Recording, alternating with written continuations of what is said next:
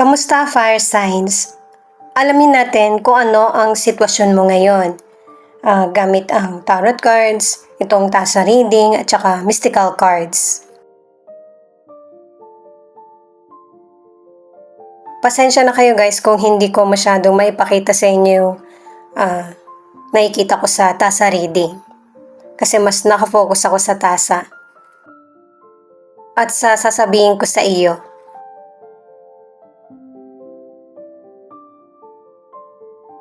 Pinapakita sa tasa nito na kinukumbinsi mo yung sarili mo na magiging okay din ang lahat, na kaya mo yung bawat challenges na darating sa iyo kasi hinaharap mo ito kahit gaano man ito kahirap. At saka wala ka ring kapaguran, kumbaga sinisikap mo na ma-achieve yung bawat pinapangarap mo sa buhay. Positibo yung pananaw mo. At saka pakiramdam ko sa energy mo ngayon ay mabigat. Kumbaga, nagiging emotional ka. Pero hindi mo kailangan mag-alala kasi maraming oportunidad na darating sa'yo, magbubukas ng pinto na kahit tingin mo imposible. Yan ay dahil sa pagkumbinsi mo sa sarili mo na magiging okay din ang lahat. At saka merong gantimpala sa'yo ang universe na para makamit isa-isa yung mga pangarap mo. At saka meron na ring toxic na energy na mawawala or maaalis sa buhay mo. May mga situation or tao din na kailangan mo nang i-let go.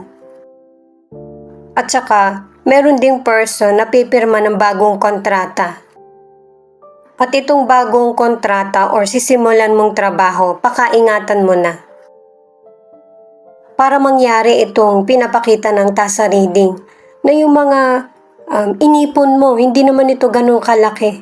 Pero maraming magiging daan na para mapalawak mo yung kita na meron ka. May mga anak ka at mapagtatapos mo sila. At saka pinapakita din na mabuti ka sa trabaho mo, dedicated, at ganun din sa pamilya. Magtatagal ka sa trabaho mo at ikaw yung magiging senior na doon sa trabaho mo, na ikaw yung magli-lead sa mga baguhan. Wala rin masyado magiging problema sa love kasi maganda yung connection nyo ng person mo. Kasi pareho kayong mature. Kung magkaroon man ng problema, oras ito guys, na pareho kasi kayong responsable sa mga naging desisyon nyo bago magpakasal. Magbabalik tanaw ka din sa mga magandang nangyari sa buhay mo.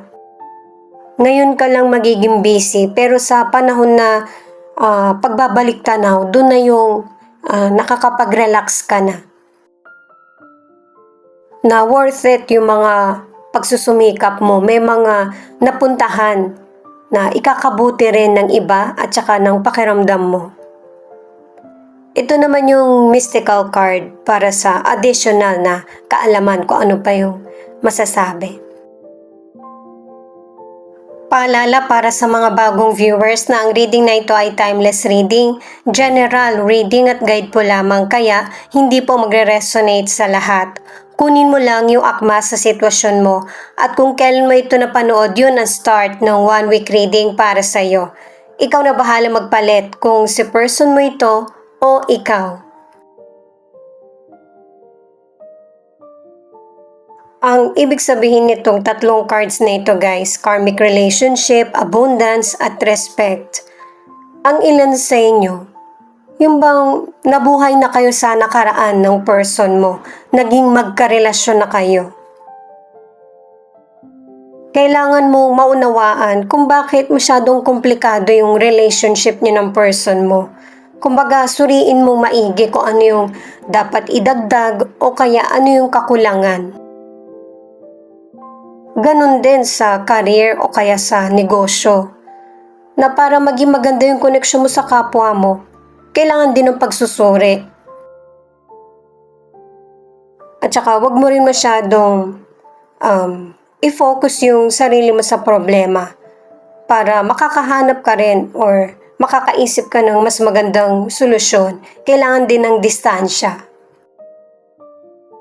At saka yung mga negatibong nangyayari sa buhay natin or hadlang, napaka-importante pa rin yan sa bawat chapter ng buhay mo kasi may mga sitwasyon na mauulit na alam mo na kung paano ito kaharapin. Marirealize mo na kung paano mag-move forward. Yung abundance kasi, hindi lang naman patungkol yan sa love, kundi patungkol sa pakiramdam. Yung pag-ani ng respeto sa sarili at saka mula sa kapwa. At kahit nasa negatibong sitwasyon ka, positive pa rin ang magiging outcome niyan sa iyo. Alamin pa natin yung ibang detalye gamit naman ng tarot cards. The Lovers, the Star, at Knight of Pentacles.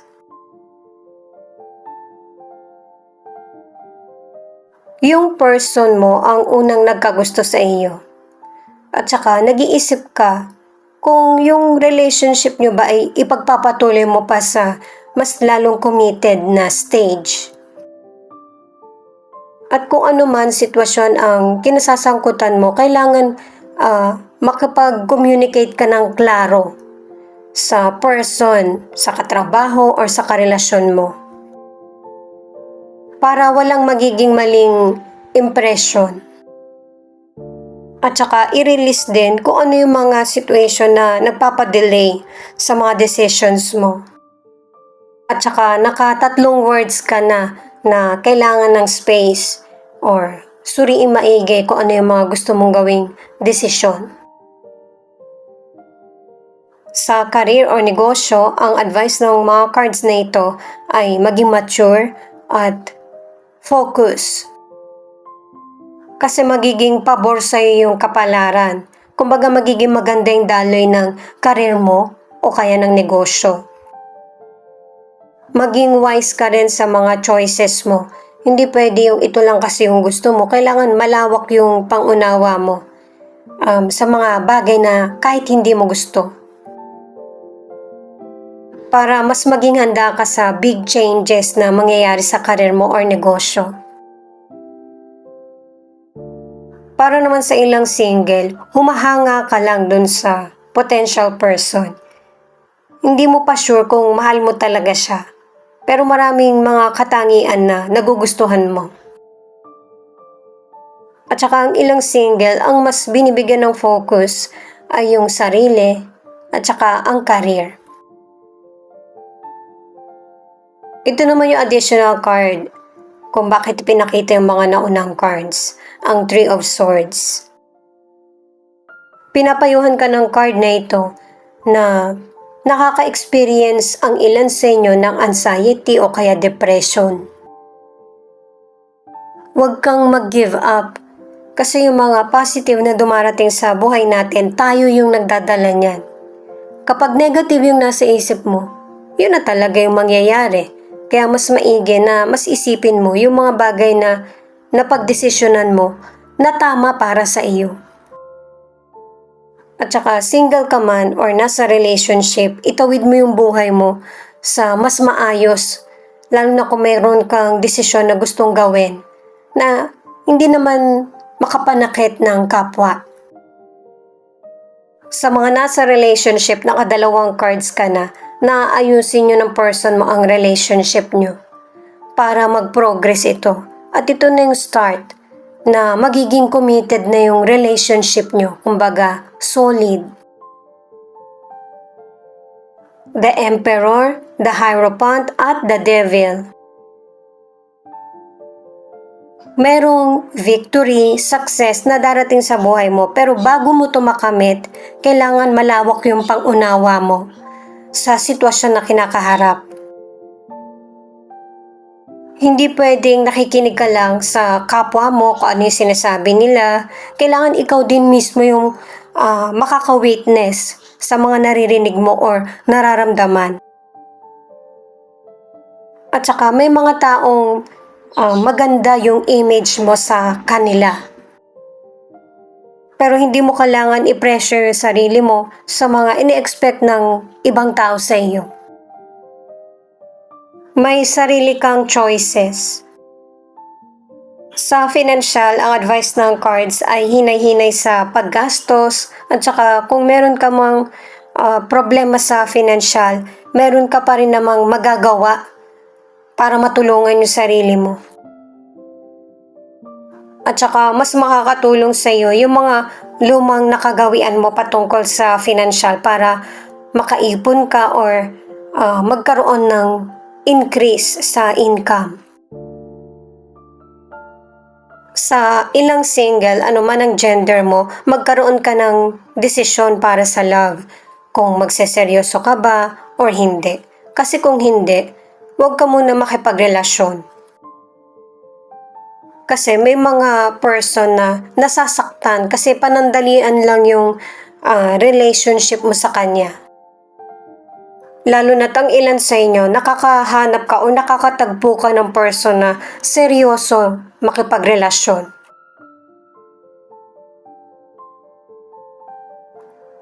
Knight of Cups. Marami kang makikilala at saka magkakaroon ka ng connection na makakatulong sa iyo para mag-grow ka sa career, sa negosyo o kaya kahit sa love life. Magiging confident ka sa sarili mo at saka ma-achieve mo yung mga pinapangarap mo. Katulad ng sinabi sa Tasa reading na magbabalik tanaw ka sa mga nangyari sa buhay mo, good man ito or bad. At yung paggunita mo sa nakaraan ang mas magpapalakas ng loob mo na magpatuloy. Sa mga nasa relationship, nakatatlong cards ka na mas lalong magiging committed ang relationship nyo ng person mo. Kahit magkaroon man ito ng problema, magpapatuloy pa din. At saka ang person mo, importante sa kanya yung career. Yung mapanatili na magpatuloy ito.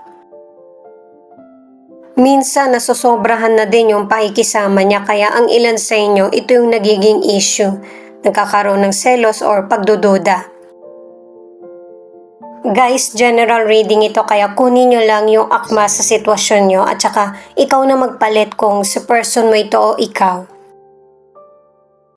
Page of Cups, Nine of Swords at Five of Pentacles.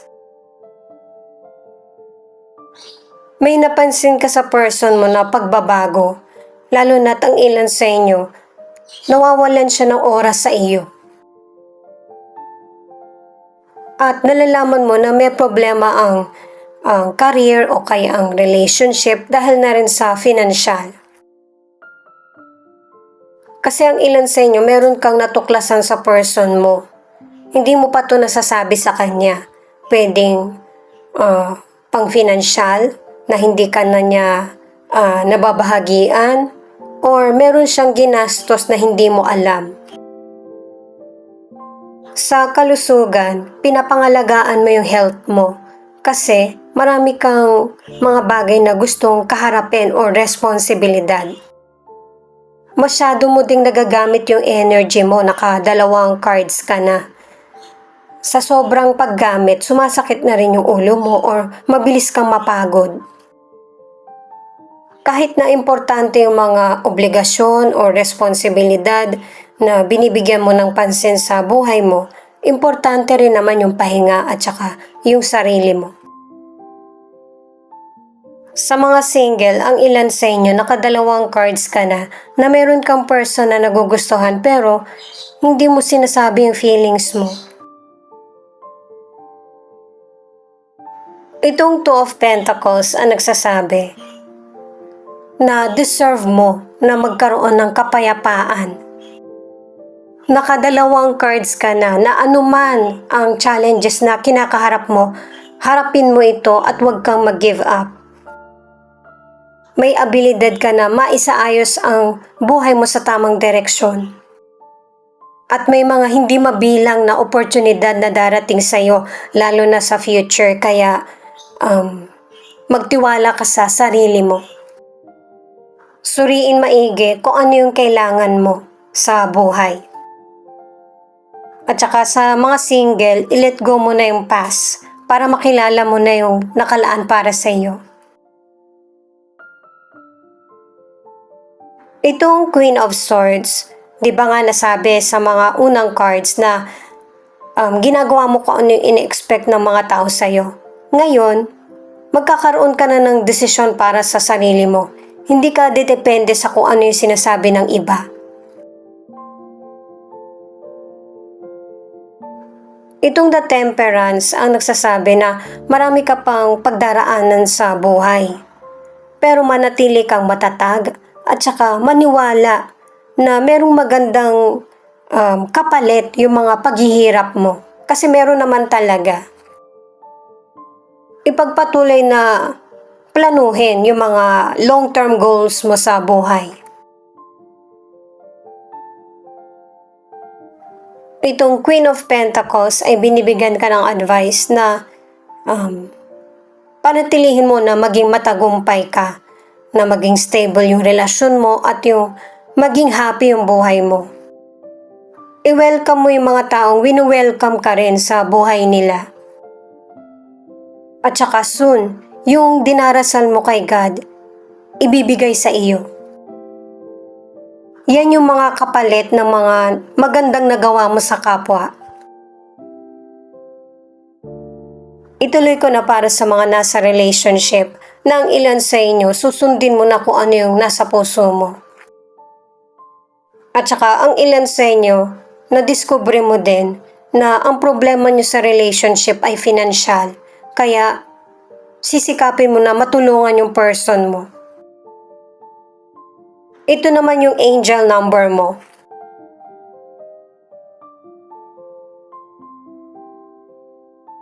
222. You have no idea the size of blessing that is coming your way for being so consistent. It is literally your time to receive it. Type 222 if you need this.